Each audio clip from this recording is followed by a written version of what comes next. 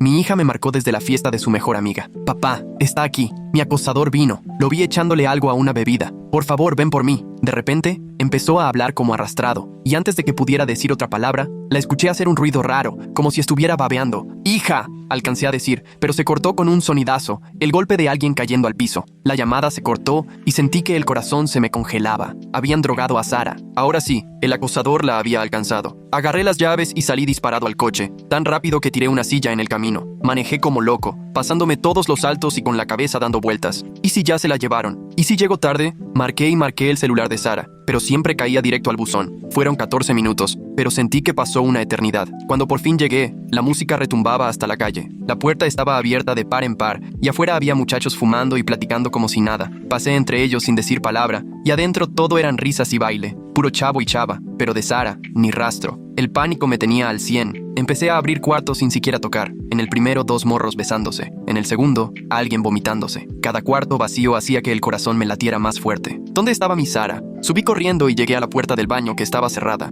Le pegué con el puño. ¿Hay alguien ahí?, le grité a la puerta, pero nadie contestó. Todo era raro porque el baño estaba oscuro, con la luz apagada y nadie respondía. Algo estaba muy mal. Pateé la puerta hasta que tronó y al abrir vi a Sara tirada en el piso, el vestido rojo roto del hombro y sin moverse, inconsciente. La ventana estaba abierta de par en par y había una huella de zapato llena de lodo. El acosador la había drogado y se largó por ahí. Me arrodillé junto a ella. Hija, despiértate. Por favor, abre los ojos. Le tomé el pulso. Sí respiraba, gracias a Dios. La levanté con todo el cuidado del mundo y me la llevé al coche directo al hospital. Los doctores la revisaron. Le hicieron unos estudios y nos dijeron que le dieron opioides, pero que se iba a poner bien, que solo tenía que dormir hasta que se le pasara. Sara se despertó bien sacada de onda y asustada. Le tomé la mano y le dije que ya estaba fuera de peligro. Al día siguiente, su novio Rory llegó al hospital. «No inventes, ¿estás bien? Me tenías con el Jesús en la boca», le dijo, acariciando su cabello y sirviéndole agua. Nunca la había visto tan atento con ella, ni cuando le daban crisis fuertes de lupus. Le pregunté seco, «¿Dónde estabas? Yo pensé que andabas con ella en la fiesta». Rory se quedó helado. «Ya sé, soy el peor novio del mundo. Me odio. No la merezco», decía tirándose el pelo como si quisiera convencerme. Volteé a ver a Sara. Ya con la voz más calmada le pregunté, «¿Dices que lo viste? ¿Le alcanzaste a ver la cara?» Ella empezó a temblar y se abrazó la sábana. «Siempre que me sigue trae máscara», me dijo, «pero ayer en el baño se la quitó antes de que me desmayara». Me le acerqué más. «¿Te acuerdas de algo de su cara?», siguió temblando. No bien, solo que tenía un tatuaje enorme en la mejilla izquierda de tinta negra como tribal. Sentí el alma salir volando del cuerpo. La sangre se me fue a los pies y me zumbaban los oídos. Tuve que salir corriendo al baño a vomitar. Mi mejor amigo Dominic tenía ese mismo tatuaje. 30 años llevábamos de amistad. Me levanté rápido, agarré las llaves y salí disparado. Todo el camino fui peleando con mis pensamientos. ¿De verdad podía ser él? Llegué. Toqué la puerta hasta que sentí que se me rompían los nudillos. Dominic salió todo despeinado, medio dormido. «¿Qué traes, hermano?», entré empujándolo. «Tenemos que hablar en serio». «¿De qué hablas?». Ni siquiera me miraba. «Atacaron a mi hija anoche. Vio un tatuaje igualito al tuyo en la cara de su agresor. ¿Fuiste tú?». Se quedó helado. Se le fue la sangre del rostro. Por un momento no dijo nada, y luego solo alcanzó a decir, «Sí». Sin pensarlo le solté un golpe que lo tiró al piso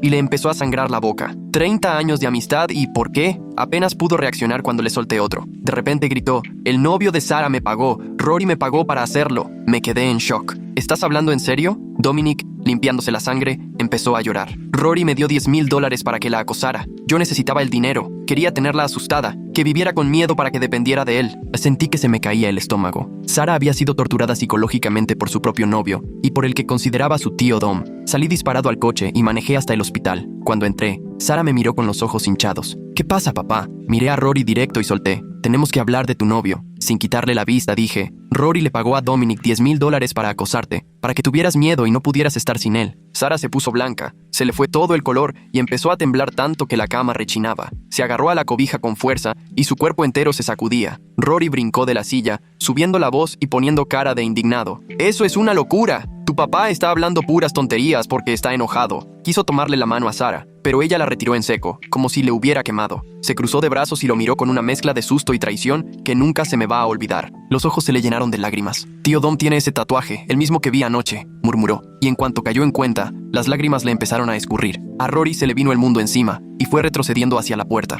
Todo su teatro de novio bueno se vino abajo. Por favor, déjame explicarte, amor. No es lo que piensas, le suplicaba. Pero Sara le gritó que se fuera, alzando la voz lo más fuerte que pudo. Entró una enfermera corriendo, toda sacada de onda, y al minuto llegaron los de seguridad del hospital y se llevaron a Rory, que todavía intentaba convencerlos de que lo dejaran regresar. Él la llamaba, pero ella solo volteó la cara a la pared. Saqué el celular y le marqué temblando a la detective Shepard. Contestó rápido. Apenas sonó 2 veces. Conté todo lo que Dominic me había confesado sobre el pago y el acuerdo para acosarla. Cada detalle que recordaba. Ella me escuchó en silencio y después solo me dijo que no me moviera del hospital, que llegaría en menos de 1 hora. Su voz se oía seria y decidida. Sara se soltó a llorar en mis brazos, destrozada, cuando colgué. Se aferró a mí como si fuera una niña. ¿Pagó para que me atormentaran? ¿Mi propio novio? ¿Y el tío Dom aceptó participar? La abracé mientras se deshacía en llanto, y sentí cómo se me rompía el corazón por todo lo que le habían hecho. No encontraba palabras de consuelo. ¿Qué se le puede decir a alguien en ese momento? 50 minutos después llegó la detective Shepard con otro oficial, más joven, que cargaba una libreta.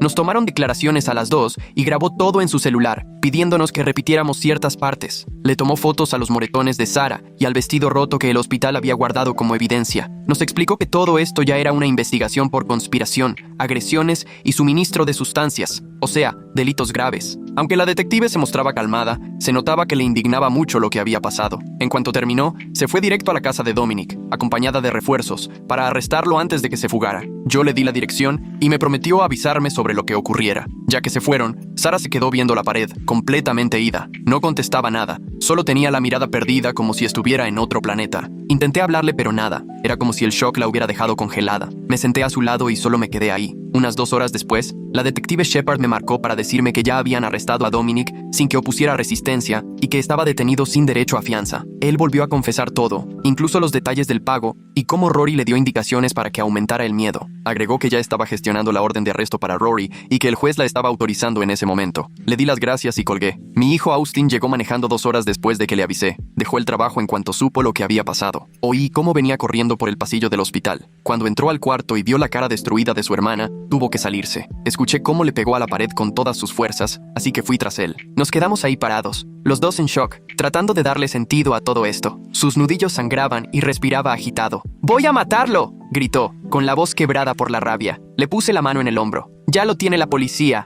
Déjalos hacer su trabajo. Entendía perfectamente cómo se sentía. Estuvimos ahí un rato, sin decir nada, con la sangre todavía escurriéndole de los nudillos. Una enfermera pasó y nos miró preocupada, pero siguió de largo. Lo abracé de nuevo y juntos regresamos al cuarto de Sara. Ella seguía con la mirada clavada en la pared, sin parpadear ni moverse. Fue entonces que una señora de unos 50 años, con el cabello canoso recogido en un chongo, tocó la puerta. Se presentó como la trabajadora social y nos preguntó si podía pasar a platicar. Asentí y se sentó junto a la cama de Sara, hablando con una voz tranquila y comprensiva, pero sin rodeos. Nos explicó que lo que le hicieron a Sara no era solo acoso o golpes, sino un abuso psicológico muy fuerte que busca destruirte poco a poco. Nos dijo que mucha gente que sufre ese tipo de manipulación desarrolla ansiedad, depresión o estrés postraumático, y que el miedo no se va nada más porque detengan al agresor. Finalmente, logró que Sara dejara de mirar la pared y la escuchara. La trabajadora social sacó una carpeta, nos dio folletos y varias tarjetas de especialistas. Recomendó que Sara empezara terapia de inmediato con alguien que supiera manejar temas de violencia de pareja y abuso emocional. Me dio 3 opciones de terapeutas y recalcó que Melania Wynn era buenísima para mujeres jóvenes. También nos entregó información de grupos de apoyo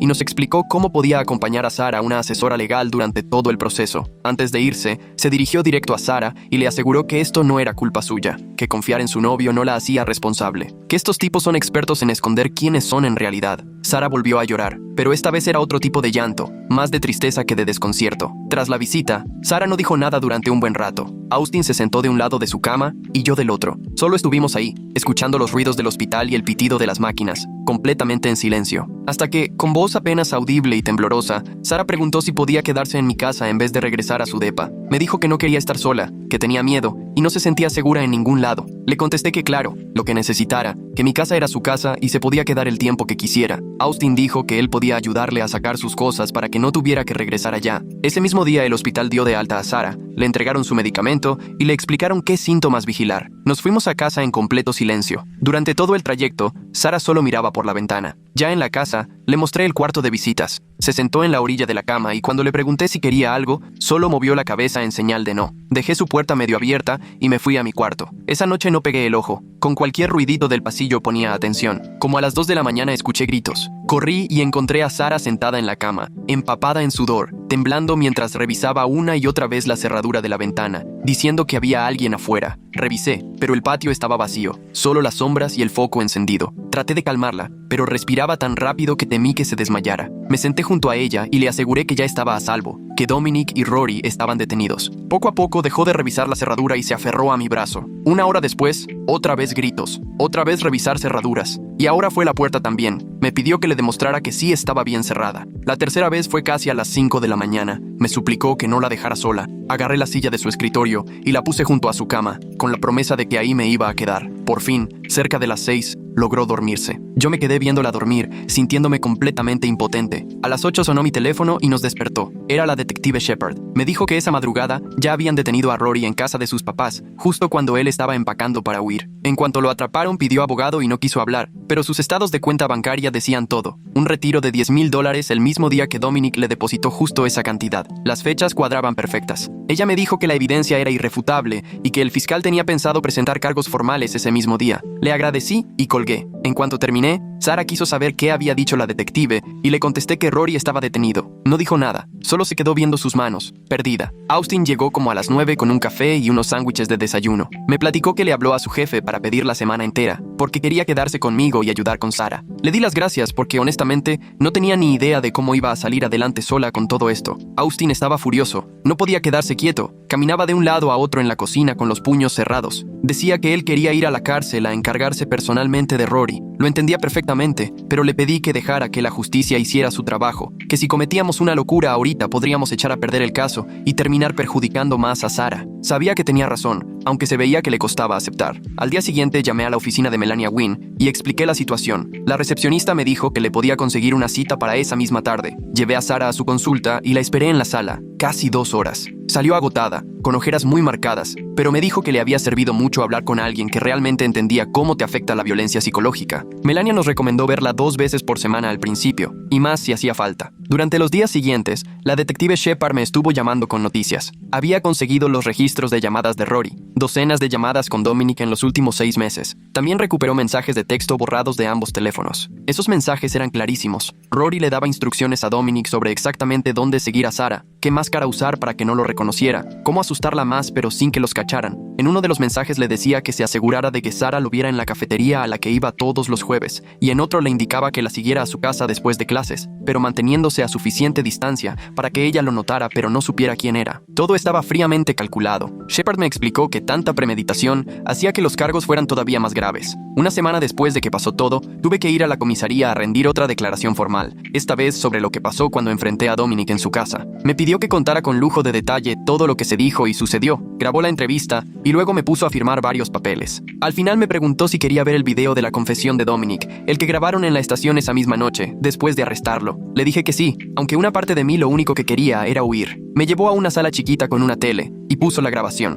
Dominic estaba sentado a una mesa de metal, con el uniforme naranja de preso, el golpe que le di bien marcado en el rostro. Se la pasó llorando durante toda su confesión. Lo admitió todo, que aceptó el dinero de Rory, que siguió a Sara durante meses, que se ponía máscara y maquillaje para cubrirse el tatuaje al principio, que la asustaba a propósito en estacionamientos y afuera de su departamento y que aumentó el acoso cuando Rory se lo pidió. Dijo que necesitaba el dinero porque debía mucho por apuestas y que se convenció a sí mismo de que no le estaba haciendo daño real, que solo era seguirla, que nunca pensó en lo que esto le podía causar en la cabeza. Verlo ahí, llorando y pidiendo perdón, me revolvió el estómago. Después de 30 años de amistad, jamás imaginé que pudiera hacer algo tan bajo. ¿Cómo no lo vi venir? 2 días después me habló un tal Reed Bear, que se presentó como fiscal del caso. Quería platicar conmigo sobre los cargos. Fui al juzgado y ahí lo conocí. Tendría unos 50 años, canoso y con lentes. Muy serio. Tenía varios expedientes súper gordos sobre su escritorio con todas las pruebas. Me dijo que Rory estaba acusado de conspirar para cometer agresión, acoso a través de un intermediario y sedar con intención de cometer abuso sexual. Cada uno implicaba muchos años de prisión. Dominic enfrentaba cargos parecidos y además el delito de recibir dinero por hostigarla. Reed explicó que, si los declaraban culpables, Rory podía recibir entre 15 y 20 años, y Dominic entre 8 y 12. Me preguntó si Sarah podría testificar cuando fuera necesario. Le respondí que iba a preguntar, pero que no estaba segura de que ella pudiera hacerlo todavía. Reed lo entendió y me aseguró que había tiempo para decidir. Al día siguiente llevé a Sarah al súper porque ya no había nada en la casa. Le daba miedo salir, pero aceptó intentarlo. Estábamos en el pasillo de los cereales cuando, de pronto, se quedó pasmada. Un chavo con sudadera negra estaba al fondo, viendo su celular. No hacía nada raro, solo estaba haciendo sus compras, pero Sarah empezó a respirar agitadísima y a temblarle las manos. Me agarró del brazo y soltó. «Tenemos que irnos ya». En su cara se le notaba el miedo en toda la expresión. Austin iba con nosotras y de inmediato la sacó del súper mientras yo dejé el carrito ahí tirado. Ya en el estacionamiento, Sarah no podía respirar. Estaba hiperventilando. Austin la ayudó a acomodarse en el asiento de atrás y de inmediato se hizo bolita, abrazándose las rodillas. Me senté junto a ella y le dije, «Respira despacio. Por la nariz, saca el aire por la boca». Tardó como 15 minutos en calmarse y todo el tiempo se disculpaba, diciendo que se sentía una tonta. Yo la abracé y le repetí, «No tienes por qué disculparte. Es completamente normal sentir miedo después de lo que viviste». Pero era claro que esto la estaba consumiendo. Ahora hasta salir de casa le daba terror. Sentía temor de todos y de todo. El miedo que le sembró Rory la seguía atormentando, aunque él ya estuviera encerrado. Al día siguiente, llevé a Sarah al consultorio de Melania. Iba callada todo el trayecto, mirando por la ventana sin decir ni una palabra. Al llegar, Melania nos hizo pasar a las dos y nos sentó juntas. Se veía amable pero muy seria. Nos explicó las observaciones que había hecho durante las sesiones. Sarah tenía síntomas clarísimos de trastorno de estrés postraumático y ansiedad severa. La traición de alguien tan cercano y la participación de su tío Dom fueron el cóctel perfecto para el trauma. Melania nos advirtió que la recuperación iba a tomar mucho tiempo y constancia en terapia, recomendando mínimo 2 sesiones por semana durante los siguientes 6 meses o lo que fuera necesario. Sarah bajó la cabeza y preguntó, ¿de verdad algún día voy a volver a sentirme bien? Melania respondió, sí, pero vas a tener que echarle muchas ganas y habrá días que se pongan muy difíciles. Vi la cara de mi hija, tan desgastada, como si hubiera envejecido años en solo unas semanas. Agendamos las próximas citas y el camino a casa fue en silencio. Más tarde, me entró una llamada de un número desconocido. Era Reed, con novedades importantes sobre el caso. El abogado de Rory, que cobra una fortuna, me contactó para ver si queríamos llegar a un acuerdo. Argumentaban que Rory jamás tuvo la intención de lastimar físicamente a Sarah y que el acoso solo era porque quería que ella le hiciera más caso a la relación. Pero en cuanto Reed me dijo su respuesta, su voz sonó tajante. Por supuesto que no. Esto se va a juicio. No hay trato ni reducción de cargos. Rory va a responder por cada uno ante un jurado. Le agradecí y colgué, sintiéndome un poco más tranquila, porque había alguien defendiendo a mi hija como se merece. 2 días después, encontré en mi buzón un sobre de la oficina del defensor público. Lo abrí ahí mismo, parada junto al buzón. Era una carta del abogado de Dominic, preguntándome si podía escribir una carta de recomendación sobre su carácter para la audiencia de sentencia. Querían que le contara a la juez sobre nuestra amistad de más de 30 años y sobre lo buena persona que, según ellos, era Dominic antes de todo esto. Leí la carta 2 veces para estar segura de que había entendido el descaro de su solicitud. La rompí en pedacitos y la eché directo a la basura. Él arruinó la seguridad de mi hija y 3 décadas de amistad, todo por $10,000. Ya no tenía nada bueno que decir de él. La semana siguiente, Sarah me llamó desde su departamento. Estaba débil y adolorida. El lupus se le estaba disparando con todo el estrés. Las articulaciones hinchadas. Apenas podía moverse. Fui de inmediato y la encontré hecha bolita en el sillón, incapaz de levantarse. Me la llevé corriendo a urgencias, donde los doctores le hicieron exámenes y análisis. Su sistema inmunológico se estaba atacando a sí mismo. El trauma a veces provoca crisis así en quienes tienen lupus. La internaron para monitorearla y tratarla. Verla tan mal físicamente, aparte del daño emocional, me llenaba de impotencia. Se quedó 3 días en el hospital, recibiendo medicamentos por vía intravenosa y esteroides para tranquilizar su sistema inmunológico. Yo dormí en una silla junto a su cama cada noche. El segundo día, mientras estábamos allí, la detective Shepard me habló con noticias que no me esperaba. Otras 2 chicas se habían comunicado con ella. Ambas salieron con Rory antes de Sarah, y las 2 contaron cosas muy parecidas. Que él era distante hasta que ellas querían terminar y entonces se volvía sumamente controlador y obsesivo. Una mencionó que justo después de cortar con Rory, empezó a recibir acoso de alguien a quien nunca identificó, y que el acoso paró misteriosamente la misma semana que terminó la relación. La detective estaba juntando toda la información y pasándosela a Reed para el caso. Ya no era solo por Sarah, Rory ya lo había hecho antes. En cuestión de horas, Reed me llamó y ahora sonaba mucho más motivado. Que hubiera más víctimas reforzaba muchísimo el caso y demostraba un patrón claro de comportamiento depredador. Habló directamente con las 2 chicas y ambas aceptaron testificar. El caso contra Rory se volvía cada vez más sólido. Reed me dijo que esa evidencia sería devastadora para su defensa. Ningún jurado iba a creer que todo fue solo un inocente malentendido o una confusión de una vez. Cuando dieron de alta a Sarah, la llevé directo con su terapeuta porque había perdido la última sesión por estar internada. Melania empezó por preguntarle cómo se sentía y Sara nos sorprendió a las dos. En vez de ponerse triste o asustada como de costumbre, le cambió la expresión y se puso seria. Y le dijo a Melania que estaba furiosa, que Rory le había robado meses de su vida y que la hizo vivir con miedo hasta de su propia sombra. Le temblaba la voz, pero no era de miedo, era de coraje. Dijo que quería que él pagara por todo el daño que les hizo a ella y a las demás chicas. Melania sonrió y le dijo, el enojo es una parte sana para poder superar el trauma. Eso quería decir que Sara empezaba a dejar de sentirse solo víctima y a convertirse en sobreviviente. Era su primer gran paso y, después de semanas, por fin volvía a sentir esperanza. Al día siguiente, Austin tuvo que regresar a trabajar a 2 horas de distancia, después de haber usado todos sus días de vacaciones para estar con nosotras. Pero a pesar de la distancia, le hablaba diario a Sara, a veces hasta 2 veces por día. La relación entre ellos se fortaleció muchísimo a raíz de todo esto. Lo escuché por teléfono decirle que estaba muy orgulloso de ella, porque seguía luchando por sanar aunque estuviera dificilísimo, y Sara sonreía cada vez que le marcaba, algo que ya casi no hacía. Le prometió que regresaría para la audiencia preliminar. Las semanas siguientes yo empecé a tener pesadillas. Me despertaba empapada de sudor soñando que no protegía a Sara, que se me escapaban todas las pistas de que algo andaba mal. Obsesivamente pensaba en momentos con Dominic, tratando de encontrar señales, las deudas de juego que una vez salió a relucir, el reloj elegante que de repente traía, las veces que lo sentí sumamente agobiado por dinero. ¿Por qué no le pregunté más? La culpa me estaba matando, aunque racionalmente entiendo que era imposible saberlo. Mi terapeuta me dijo que me echaba demasiada responsabilidad por cosas que no estaban en mis manos, pero eso no le ponía fin a los sueños. 3 semanas después de que a Sara le dieron de alta, llegó la audiencia preliminar. La llevé al juzgado desde temprano, y Austin nos alcanzó en el estacionamiento. Pasamos por seguridad y vimos a Reed esperándonos en el pasillo afuera de la sala. Nos explicó cómo estaría todo y le aseguró a Sara que hoy no tendría que subir al estrado, solo estar presente. Cuando entramos, vi a Rory y a Dominic sentados separados en sus respectivas mesas de defensa, con el uniforme naranja. Ambos se veían más pequeños y acabados de lo que los recordaba. El licenciado de Rory llevaba un traje tan caro que seguro costaba más que mi coche, mientras que Dominic apenas tenía un defensor público cansado que ni siquiera revisaba bien los papeles. Cuando llegó la juez, todos nos pusimos de pie, y el proceso fue muy rápido, los abogados peleando sobre las pruebas y la causa probable. Rory no volteó a ver a Sara ni una sola vez, solo veía fijamente la mesa frente a él, pero Dominic sí intentó buscarme la mirada varias veces. Yo de inmediato volteaba el rostro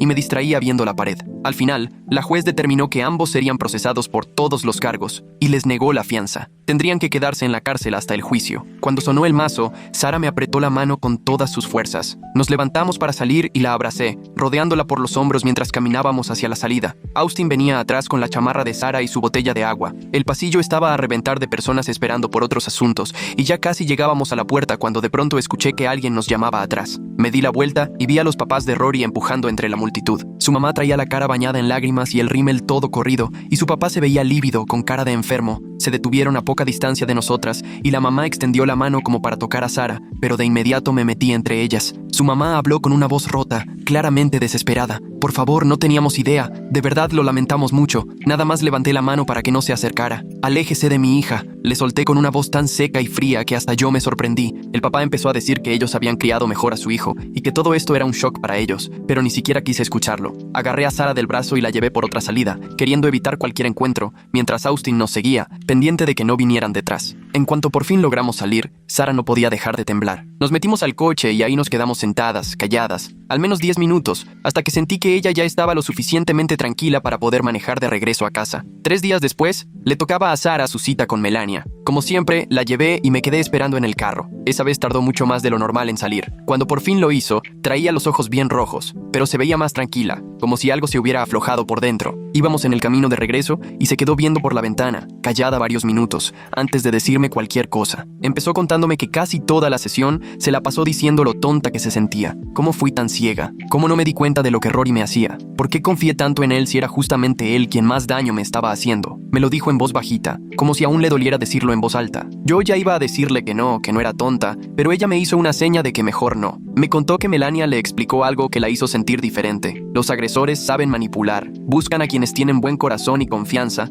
porque son justo a quienes es más fácil controlar. Lo que ella veía como debilidad, confiar en las personas, era en realidad una fortaleza, solo que Rory la usó para voltearla en su contra. Melania le dijo que ser confiada no está mal, y que no dejara que esto le robara eso bueno que ella tiene. Oír eso la hizo sentir menos rota, como si quizá algún día pudiera dejar de reprocharse por no haber visto antes lo que pasaba. Esa misma semana, la detective Shepard me marcó con una actualización. Ya tenía una orden para revisar la laptop y el historial de llamadas de Rory. Lo que encontró fue tan perturbador que se sintió mal físicamente. El historial de Rory estaba lleno de búsquedas sobre abuso psicológico. Buscó términos como vinculación traumática e indefensión aprendida, y hasta investigó estrategias para hacer que una novia dependiera de él o le tuviera miedo. Tenía artículos guardados sobre control y manipulación. Lo peor de todo fue saber que llevaba más de un año investigando el tema antes siquiera de conocer a Sarah. No fue un accidente ni un impulso. Lo planeó, lo estudió y lo ejecutó. Shepard dijo que todo lo digital dejaba clarísimo que nada de esto fue casual, que no era solo un novio que se equivocó, sino alguien que conscientemente se dedicó a torturar mentalmente a una persona. Todo lo mandaría a Reed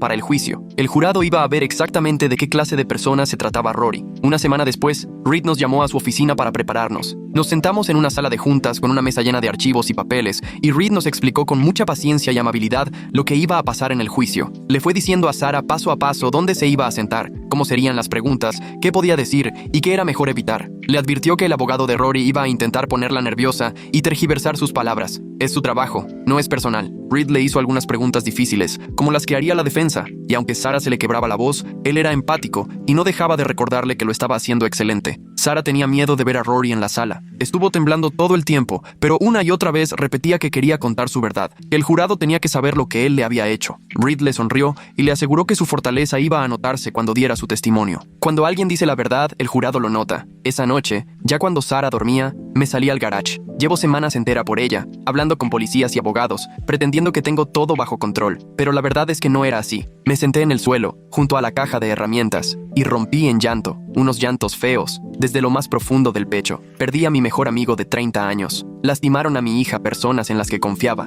y sentía, sinceramente, que no supe protegerla de nada. Austin seguro me oyó, porque llegó al garage, se sentó junto a mí sin decir nada, y simplemente se quedó ahí acompañándome, mientras yo sacaba toda la tristeza y el coraje que traía guardado. Después de un buen rato, puso su mano en mi hombro. No intentó decirme que no era mi culpa ni que todo iba a estar bien. Solo se quedó en silencio, conmigo, mientras yo dejaba salir todo lo que llevaba cargando. Al día siguiente, me tocó cita con Melania. Sarah me insistió en que fuera porque Austin le había contado lo del garage. El consultorio de Melania era chiquito y se sentía acogedor. Tenía sillones cómodos y colores tranquilos. Me preguntó cómo estaba, y al principio le dije lo de siempre, que estaba bien, pero solo me miró y esperó a que dijera la verdad. Así que le solté que me sentía hecho pedazos. Melania asintió como si ya supiera. Me dijo que yo tenía todas las señales de alguien pasando por duelos complicados y trauma, por la amistad con Dominic, por el sentimiento de culpa de no proteger a Sarah, y el enojo con los dos hombres por lo que le hicieron, que todo eso junto era demasiado para cualquiera. Me recomendó empezar terapia una vez a la semana por lo menos. Me chocaba la idea, porque siempre pensé que ir a terapia era de débiles, pero Melania me dijo que lo más fuerte que podía hacer por Sarah era justo cuidar mi salud mental, para poder estar bien para ella. Así que aunque me costó trabajo, terminé agendando una cita con la terapeuta que me recomendó.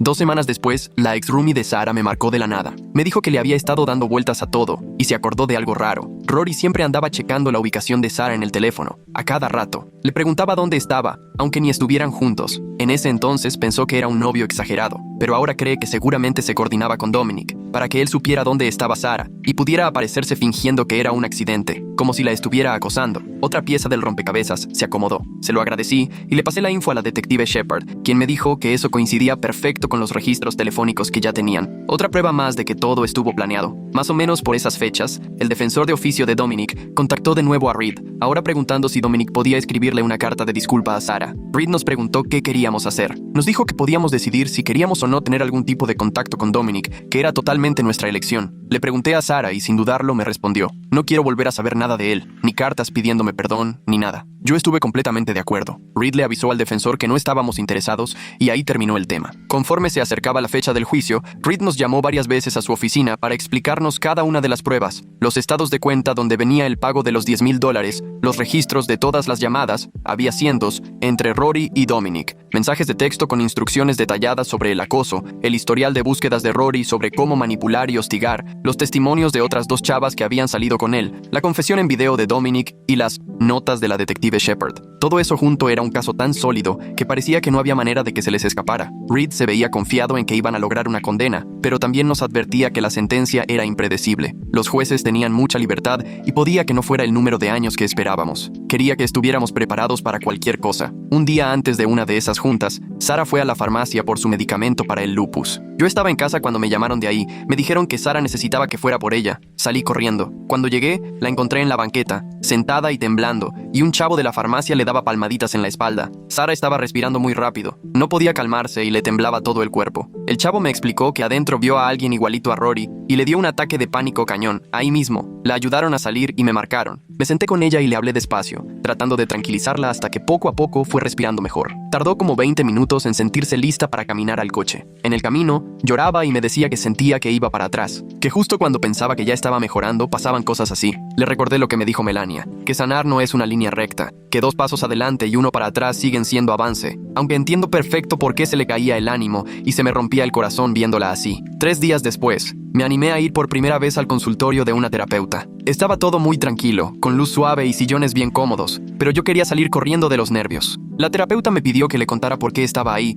y traté de explicarle lo de Sara y Dominic. Me costaba mucho trabajo hablar, a cada rato tenía que parar para respirar. Cuando llegué a la parte de los 30 años de supuesta amistad que al final resultaron ser una mentira, se me quebró la voz. Sentía que le había fallado a Sara, por no darme cuenta de lo que pasaba y por confiar tanto en una persona que terminó haciéndole daño por dinero. La terapeuta me escuchó tranquila y después me dijo algo que no me esperaba, que yo estaba cargando con culpas que no me tocaban, que era imposible imaginarte que tu mejor amigo se atrevería a hacer eso por plata. Quise decirle que se equivocaba, pero en el fondo sabía que tenía razón. Esa tarde, Sara entró a la sala donde estaba viendo la tele, se sentó junto a mí, respiró hondo como preparándose para un tema difícil y me dijo que quería mudarse y tener su propio espacio después del juicio. Mi primer impulso fue decirle que no, que mejor se quedara a salvo aquí en la casa, donde yo podía cuidarla. Pero ella me explicó que necesitaba demostrarse a sí misma que podía ser independiente y dejar de vivir con miedo. Me dijo que sí, estar conmigo era seguro, pero también sentía que era como esconderse. Incluso aunque quise empezar a discutir y decirle que no la veía lista, al mirarla a los ojos entendí que esto era importante para ella,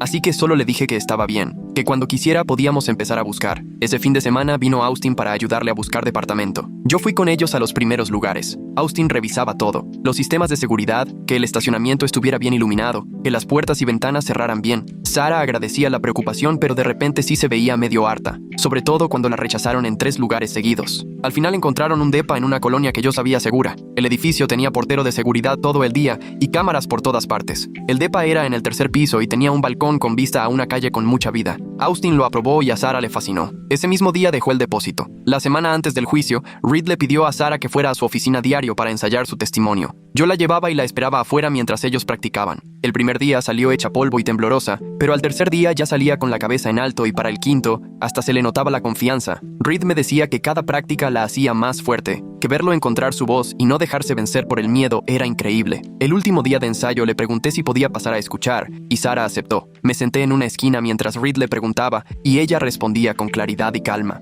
Describió el acoso, el miedo, el ataque, la traición, todo sin titubear. Me sentí tan orgullosa de ella que tuve que voltear para que no me viera llorar. 2 días antes del juicio, Reed me llamó para avisarme que Dominic aceptó un trato en el último momento. Se iba a declarar culpable de acecho y conspiración, pero tenía que testificar contra Rory. Su condena se decidiría hasta después del juicio de Rory, así que le convenía decir la verdad y cooperar. Reed decía que esto nos iba a ayudar, porque Dominic tendría que contar todo con lujo de detalle frente al jurado. A mí se me revolvía el estómago de pensar que iba a estar ahí, viendo a Dominic testificar, pero sabía que era necesario. El tribunal era frío y olía a madera vieja y a limpio. Me senté en la primera fila, justo detrás de la mesa de la fiscalía, con Sara de un lado y Austin del otro. Entraron a Dominic con el uniforme naranja y las esposas puestas. Lo vi mucho más delgado y se notaba encogido. Cuando lo llamaron, caminó despacio y se sentó en el estrado. Reed empezó a interrogarlo, y Dominic contestaba casi en susurros. Contó que conoció a Rory en un bar y que él le preguntó si conocía a alguien que pudiera ayudarle con un problema. Dominic admitió que luego entendió de qué iba el asunto.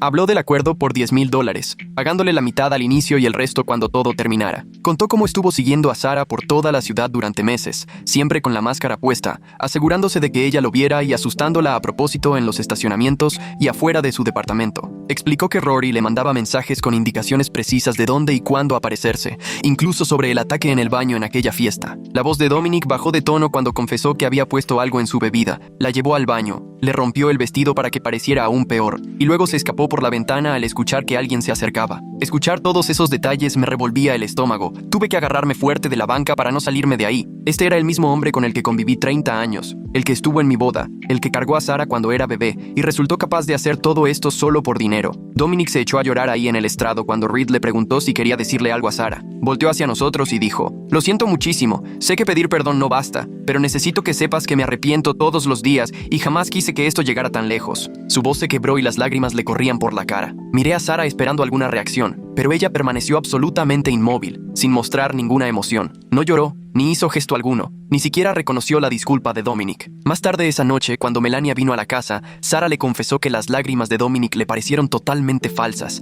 como si solo intentara manipularnos para que sintiéramos lástima por él. Dijo que no lo perdonaba y que nadie puede obligarla a perdonar a quien la lastimó a propósito. 3 semanas después, arrancó el juicio de Rory en el mismo juzgado. Su abogado se levantó para dar la declaración inicial y enseguida empezó a echarle toda la culpa a Dominic. Argumentó que Dominic actuó por su cuenta, que Rory no tenía idea, que Dominic estaba obsesionado con Sarah y que Rory nunca supo que la estaban acosando. Reed objetó 2 veces durante esa intervención. Cuando le tocó el turno, Reed explicó al jurado todas las pruebas. Les mostró extractos bancarios en los que se comprobaba que Rory retiró exactamente $10,000 ese mismo día que Dominic hizo el depósito. Les enseñó registros telefónicos con cientos de llamadas entre Rory y Dominic durante 6 meses. También les mostró mensajes de texto donde Rory daba instrucciones precisas sobre dónde seguir a Sarah y cuándo apretarle más. La versión de la defensa se vino abajo antes de que el juicio realmente comenzara. Era imposible defender que Rory no estaba enterado cuando las pruebas eran así de contundentes. Las 2 mujeres que habían salido con Rory antes que Sarah subieron al estrado el segundo día. La primera, de 24 años, contó que salió con Rory 8 meses y que él casi siempre era frío y poco atento, pero desde que mencionó que quería dejarlo,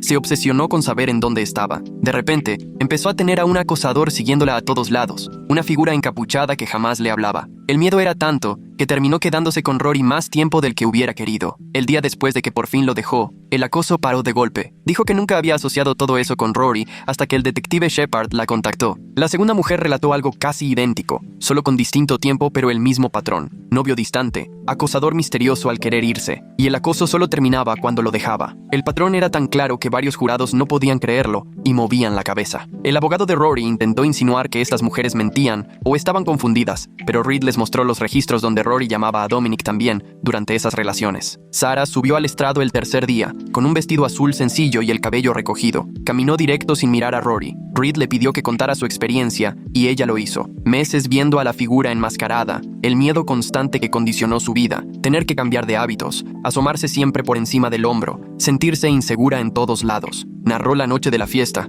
cómo me hablaba por teléfono, cómo empezó a balbucear, cómo despertó en el hospital y se enteró que su propio novio le pagó a su tío Don para aterrorizar. Su voz no tembló ni una sola vez, no lloró, no se quebró, dijo la verdad con calma. Cuando Reed le preguntó cómo la afectó el acoso y la traición, se quedó callada un momento. Después dijo que esa situación le arruinó la confianza en las personas, la hizo desconfiar de todas sus relaciones, le dejó pesadillas y ataques de pánico, pero también dijo que estaba yendo a terapia y que no dejaría que lo que Rory hizo arruinara el resto de su vida. Varios jurados se limpiaron las lágrimas y hasta una mujer que estaba al fondo lloraba sin tapujos. Rory no levantó la vista de la mesa ni una sola vez. Jamás volteó a ver a Sarah. Al terminar de declarar, ella pasó junto a la mesa de la defensa y ni lo peló. Yo me levanté en cuanto llegó conmigo y la abracé. Aunque temblaba, había logrado lo impensable: contar su historia, algo que nadie podría arrebatarle ya. El abogado de Rory se paró para el contrainterrogatorio. Muy confiado, caminó hacia Sarah poniendo cara de preocupación falsa y le preguntó si últimamente había estado bajo mucho estrés. Reed de inmediato objetó que esa pregunta era irrelevante y el juez estuvo de acuerdo, diciéndole al abogado que siguiera. Luego el abogado intentó otro camino y le preguntó si no habría imaginado algunos episodios de acoso por su ansiedad. De nuevo, Reed objetó y el juez le lanzó una mirada de advertencia a la mesa de defensa. Cuando Reed tuvo la palabra otra vez, le pidió a Sarah que detallara cada incidente de acoso con fechas y lugares. Ella se enderezó y soltó uno por uno. 15 de septiembre, afuera de la biblioteca, 2 de la tarde. 22 de septiembre, en la cafetería de la calle principal, 6 de la tarde. 3 de octubre, me siguió desde el campus a mi depa. Así se fue, con memoria de acero y claridad total. Varios jurados tomaban notas y asentían. Ya para entonces el abogado defensor no tenía ni la mitad de seguridad. Al día siguiente, Reed llamó a un perito forense en informática quien declaró que revisó la compu y el teléfono de Rory y encontró un montón de búsquedas sobre manipulación psicológica. Reed proyectó esas búsquedas en la pantalla para que el jurado las leyera. Frases como cómo hacerle a tu novia que le dé miedo dejarte, técnicas para crear dependencia emocional y control psicológico en relaciones. Eran decenas de búsquedas a lo largo de varios meses. Los presentes se veían francamente asqueados al leer la lista. Una señora mayor que estaba al frente negaba con la cabeza, claramente molesta. Otro de los del jurado hasta se tapó la boca como si fuera a vomitar. Reed fue guiando al perito por cada categoría de búsqueda y dejó clarísimo que Rory había planeado y estudiado con mucho detalle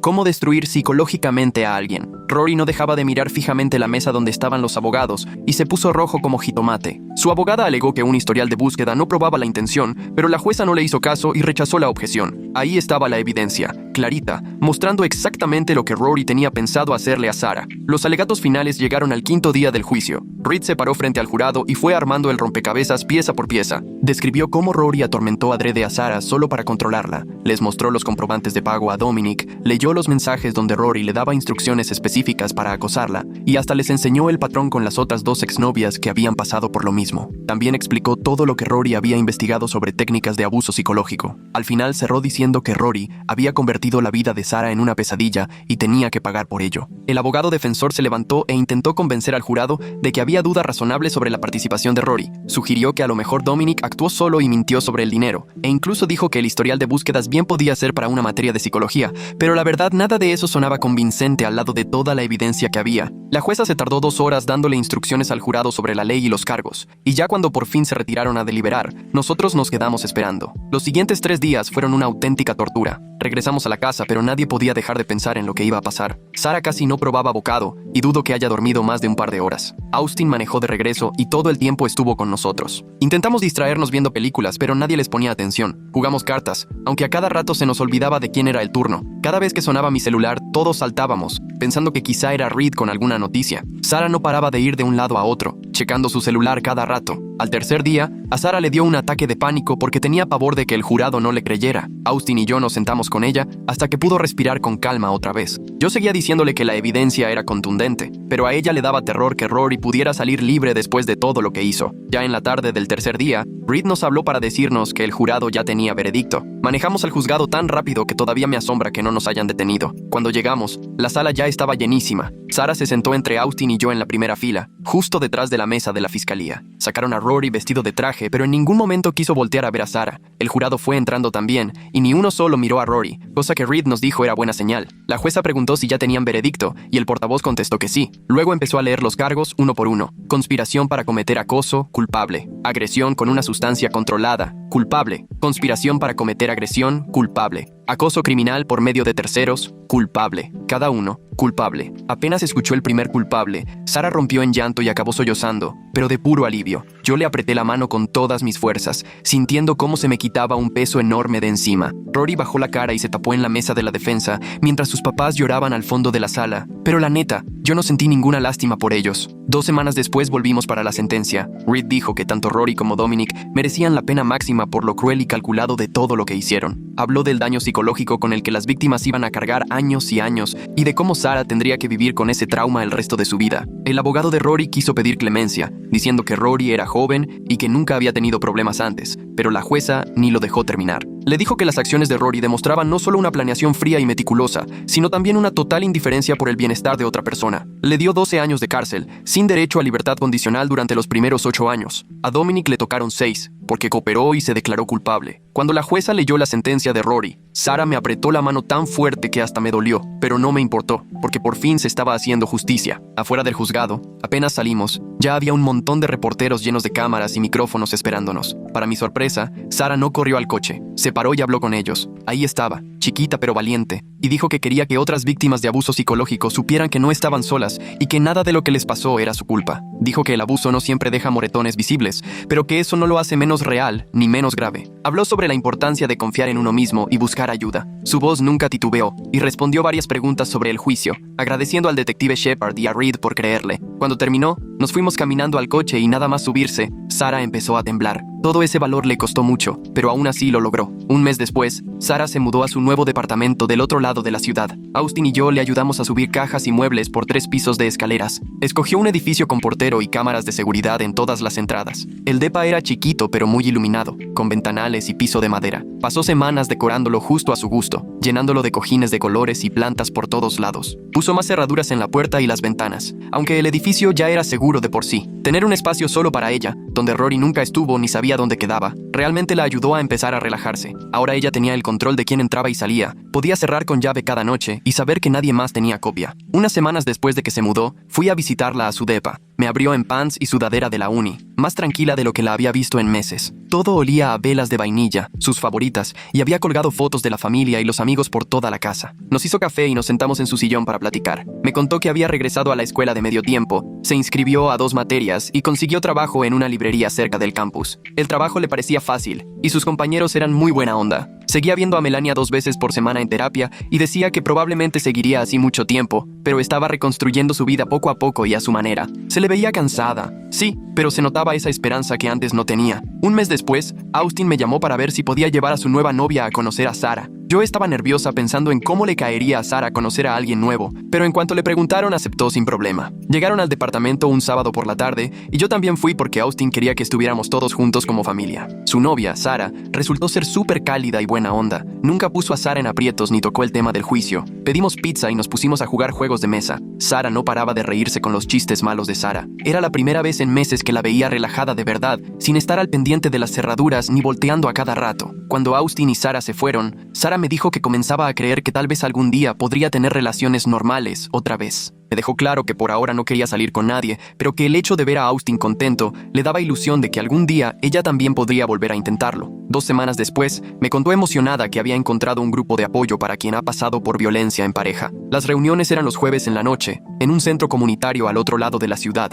Yo la llevé a su primera sesión y la esperé en el coche por 1 hora. Cuando salió, tenía los ojos un poco rojos, pero se le veía mucho más ligera. Subió al coche, se puso el cinturón y me dijo que le ayudó un montón platicar con personas que realmente entienden por lo que ella pasó. Otras mujeres del grupo habían vivido cosas muy similares. Parejas controladoras, miedo constante, historias que de inmediato reconoció. Saber que no estaba sola hacía todo menos aterrador. Me dijo que pensaba seguir yendo cada semana. Al siguiente jueves ya se animó a manejar ella sola y cuando volvió me contó que incluso intercambió teléfonos con 2 chicas del grupo, con planes de ir por un café el sábado. Verla conectar con personas que la entendían de verdad me hacía sentir que por fin iba sanando. Un mes después, tuve un avance importante con mi propia terapia. Mi terapeuta me pidió que describiera a Dominic como yo creía conocerlo y luego como realmente era. Empecé recordando tantos años de amistad, salidas a acampar, pláticas largas por las noches, tantas mudanzas en las que me ayudó. Pero de repente entendí que todo eso, al final, no era tan real. Un amigo de verdad jamás habría hecho lo que le hizo a mi hija por dinero. El Dominic que yo había creado en mi cabeza no existía. Todo este tiempo estaba llorando a alguien que nunca fue real. Mi terapeuta me dijo que estaba bien vivir el duelo por la amistad que pensé que tenía, pero aceptando que ese alguien no existía. Ese cambio me ayudó a empezar a soltar la culpa. No fui ingenua al confiar en él. Simplemente era muy bueno mintiendo. 3 meses después del juicio, Sara me dijo casualmente mientras cenábamos que estaba saliendo con alguien. Lo conoció en la librería donde trabaja. Él era paciente con su ansiedad y muy respetuoso de sus límites. Iban con calma, pero ella estaba agradecida y orgullosa de sí misma por atreverse a intentarlo. Le pregunté un par de cosas, pero sin presionar, y ella me dijo que él ya sabía del juicio y de lo que pasó, pero nunca la trataba como si estuviera rota. Le dije que me alegraba muchísimo si ella estaba contenta. Sonrió y me dijo que estaba cautelosamente optimista. 6 meses después del juicio, Sara tuvo revisión médica por su lupus y ese día fue a casa y me contó que la cita había salido mucho mejor de lo que esperaba. Su nivel de estrés había bajado tanto que los síntomas estaban súper controlados. La doctora, viendo su avance, le bajó una de las medicinas que ya tenía 2 años tomando. El cuerpo iba sanando igual que el corazón, y ahora sí, por fin, sentía seguridad. Una semana después, estaba en el súper comprando leche y pan cuando vi que una mujer me miraba en el área de frutas. Cuando se acercó, la reconocí. Era la ex de Dominic. No la veía desde su divorcio hace unos 5 años. Me pidió perdón por lo que hizo Dominic y me explicó que se había divorciado por lo mismo, por sus malas decisiones y falta de criterio. No le sorprendía nada de lo que había hecho. Fue raro, pero me dio una extraña tranquilidad descubrir que más personas notaban lo mismo. Me preguntó por Sara y le conté que poco a poco estaba saliendo adelante. Platicamos un rato y luego cada quien siguió su camino, pero esa conversación me dio vueltas en la cabeza varios días. 2 meses después, Sara me llamó porque necesitaba hablar de algo importante. Llegó nerviosa pero emocionada y se sentó en mi sillón. Me dijo que había decidido cambiarse de carrera. Quería dedicarse al trabajo social porque sentía la necesidad de ayudar a otras personas que han vivido abuso. Había logrado darle sentido a lo sufrido y quería transformar ese dolor en ayuda para los demás. Le pregunté si estaba segura y me dijo que sí, que ya lo había hablado con Melania y su terapeuta le apoyaba porque era una manera sana de procesar todo. Yo le respondí que la iba a apoyar en lo que eligiera. A la semana siguiente inició el proceso para el cambio de carrera. Un mes después, Austin me llamó tan feliz como nunca lo había escuchado. Me contó que le pidió matrimonio a su novia y ella le dijo que sí. Quería que Sara fuera parte de la boda y yo le felicitaba feliz. Me pidió avisarle a Sara y asegurarse si podía. Le pasé el teléfono y cuando Sara escuchó la noticia se puso a llorar de la emoción y aceptó sin dudar. Pasaron casi una hora hablando y planeando detalles de la boda. Ver a mis hijos apoyándose y saliendo adelante después de tantas cosas, la verdad me llenó de esperanza. Todo estaba mejorando, paso a pasito. Un año después del ataque, estaba haciendo de cenar cuando sonó el teléfono. Era Sara desde su departamento. Noté su voz más ligera, distinta. Me contó que la habían aceptado en la maestría en trabajo social en la universidad y comenzaría en otoño. Su nueva relación iba muy bien. Llevaban 8 meses y él la trataba como se merecía. Confesó que todavía tenía días difíciles, pero ya no sentía ese miedo permanente. Desde el fondo, me dijo que estaba orgullosa de la persona en la que se estaba convirtiendo. Yo también, y se lo dije desde lo más profundo. Había sobrevivido a algo horrible y aún así, salía adelante. Ahora iba a ayudar a que otros sobrevivieran también. Platicamos otro rato largo sobre sus aspiraciones y su futuro, y cuando colgué me senté a respirar y sentir puro agradecimiento. Supe en ese momento que mi hija iba a estar bien.